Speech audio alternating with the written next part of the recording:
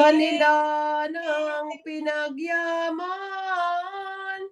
yaong marikit na hukay. Excusa. Isinilit kapag kuwan, at sa kanila tinakpan yaong batong nalalaan. Ano'y nang mailibing na yung bangkay ni Maria. Nagsiuwi na sila. Ang iba'y nangagsitira sa libingang mahal niya. Doon sila nanambitan ng tatlong kalumbay-lumbay at hindi ibig panawan. Lisanin sumandaliman ang sa birheng inang bangkay. Ilan naman nakarinig niyong sari-saring boses, kaaliw-aliw ang tinig ng tanang mga apostoles, pagsasayang walang patid. At doon din sa baunan ay may amoy na sumingaw.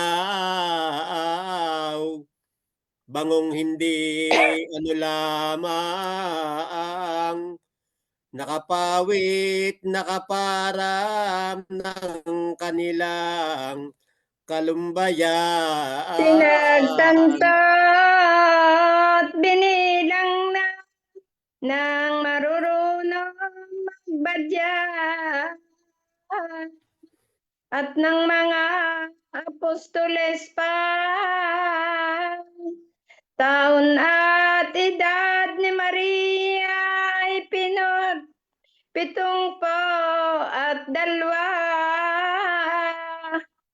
Nang maganap na ang bilang at mahustong 3 araw, ang sa birheng pagkamatay, sumilid na sa katawan kaluluwa niyang Iyan mahal. ang pagkabuhay na ng Birhen Santa Maria. Ang katawa at kaluluwa ay iniakyat sa gloria ng Angeles na lahat na. At kanilang iniharap ang birheng inang mapalad. Katuwa ay dilihamak,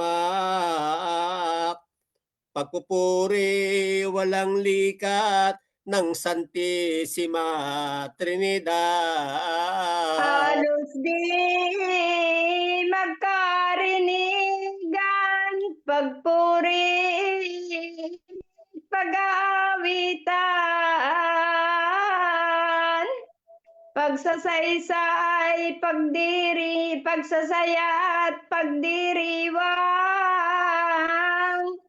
Buong kurong anghelikal doon sa langit na bayan. Sinalubong na nga siya ng ikalawang persona, niyakap kapag karaka, madlang puri sabihin pa ni Jesus sa birheng ina. Sa karurukan ng langit na kataasan ay may talagang luklukan. Inihanda at inilaan ng Diyos na pong mahal. Laan ito at talaga nauupan nga ni Maria. Ano'y nang dumating na pinaluklok kapag daka sa tronong kaaya-aya. Doon nga pinaramtan ng lubos na katuwaan na pinalalo sa araw ay ang planetang buwan kaniyang tinutungtungan. Ang ipinutong sa Berhen, 12 bituin, dikit na walang kahambing, liwanag ay nagniningning, aling mata ang Gayon na titingin. ang sabi at badya ni San Juan Evangelista sa Apokalipsis niya. Halimbawa at pagkakita ng putungan si Maria.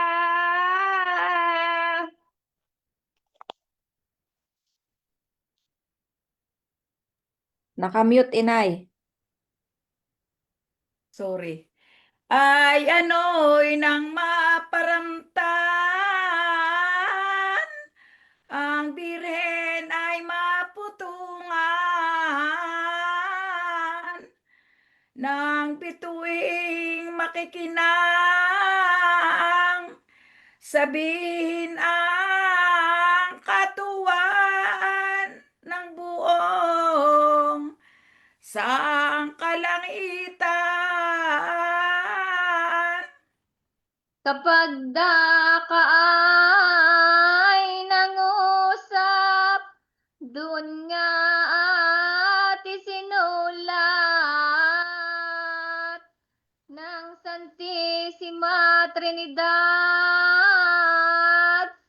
ang madlang puring gawad sa Birhen, inang mapalad.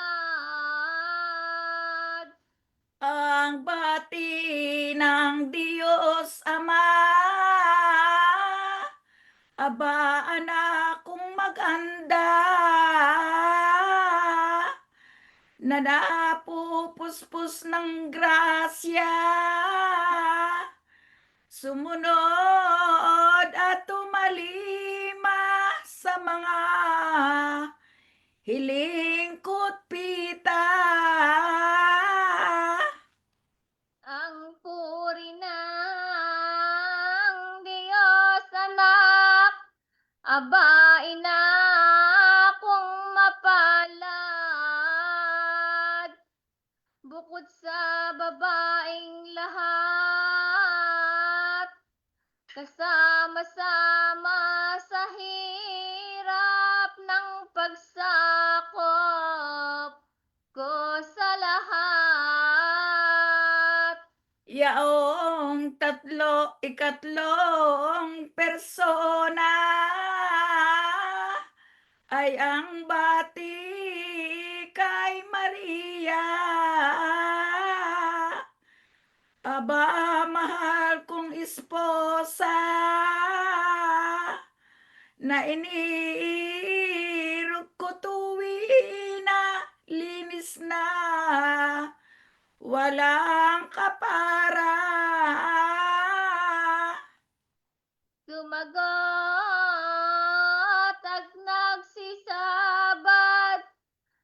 iyong tanang hierarkiyas. Huway di lihamak-hamak. Aba, sagraryong marilag ng Santissima Trinidad. Ay ano'y nang maganap na puring bagay kay Maria. Habilin ang pagsasaya, tuwang walang makapara ng sanglangitang lahat na. Aling matalas na isip, doon ang hindi matulig. Sinong makapagsusulit ng katuwaang nasapit niyong mga serapines? Di nga sukat maakala at di masayod ng dila ang gayong pagkakatuwa. Walang makahalimbawa dito sa balat ng lupa. Ngunit kaya natalastas ng mga tawa't nahayag, yaong mahal na pag-akyat, Asunsyon, bagang mapalad niyong ina ng Mesiyas. Yaong apostol na mahal, na si Tomas ang pangalan,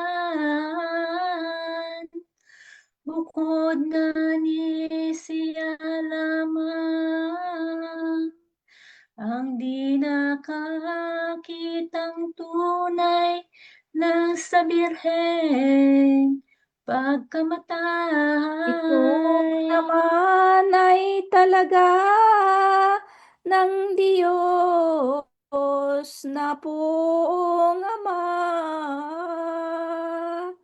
nang matanto at makita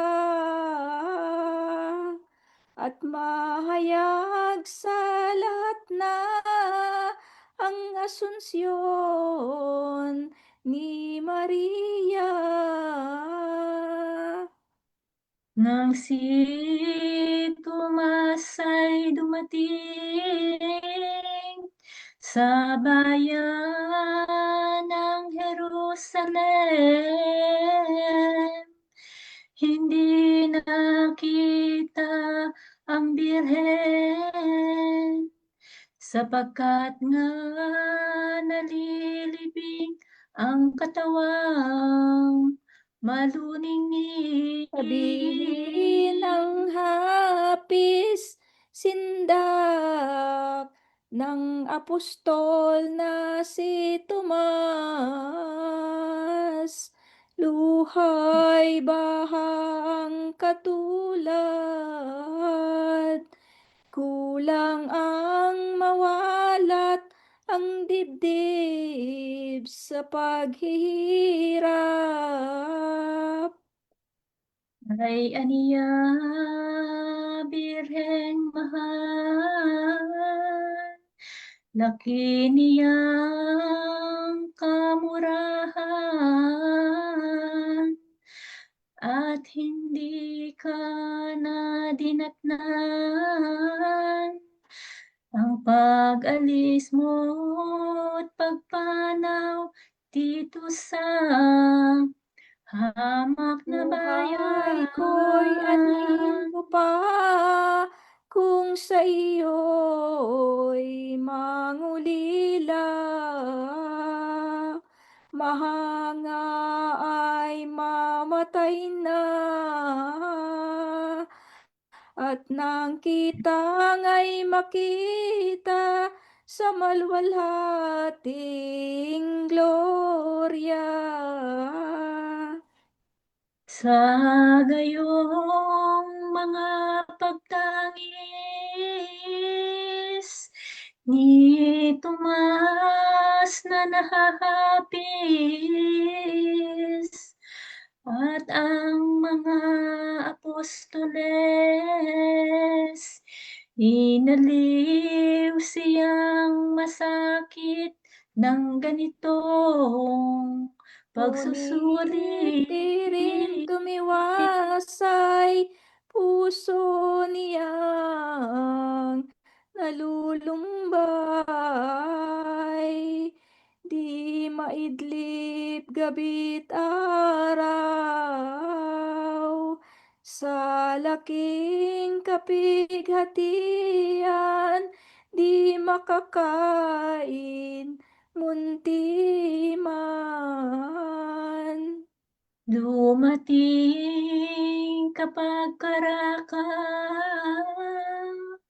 kay San Pedrong puno nila na pinabuksan talaga ang libing ng Birheng Ina, ibig humalik sa At nakapagkuwan ang batong nakararagan. Doon na niya tiningnan na wala na nga sa hukay ang sa birheng inang bangkay. Doon na niya nakita sapot ng Birheng Maria. Agad naniwala siya na umakyat na sa gloria ang katawang maligaya. Matanto at mabatid ni Tomas na nahahapis na umakyat na ang dibdib at tumingala sa langit. Ito ang ipinagsulit. Salamat na walang hangga, puon ko't mahal na ina. Akong apostol na mura, lubos ngayong umaasa sa iyong misericordya. Kami iyong kaawaan dito sa hamak na bayan. At ang aming pangangaral, sundin naming walang liban ng tanang makasalanan. Ang binhing sadyang talaga ng aming mga doktrina.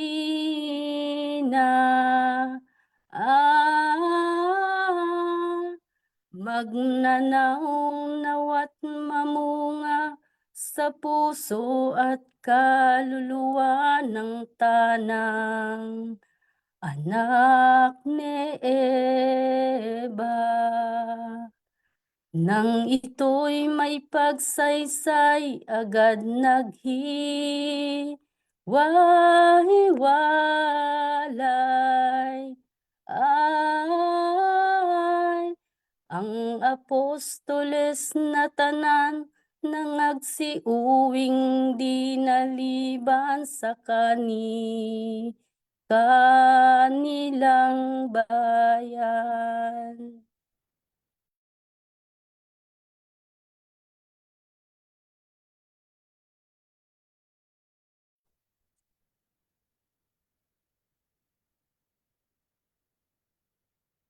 Walang sinuman ang nabubuhay para sa sarili lamang. Walang sinuman ang namamatay para sa sarili lamang. Tayong lahat ay may pananagutan sa isa't isa. Tayong lahat ay tinipo ng Diyos, nakapiling niya. Sa ating pagmamahalan at paglilingkod sa kanino man.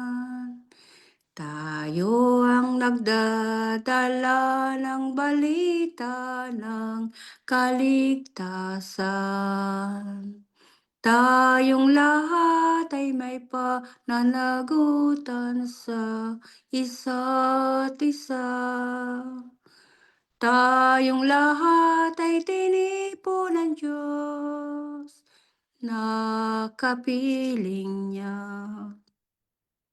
Sabay-sabay ngang mag-aawitan ang mga bansa. Tayo'y tinuring ng Panginoon bilang mga anak. Tayong lahat ay may pananagutan sa isa't isa. Tayong lahat ay tinipo ng Diyos, nakapiling niya. Walang sinuman ang nabubuhay para sa sarili lamang. Walang sinuman ang namamatay para sa sarili lamang. Tayong lahat ay may pananagutan sa isa't isa.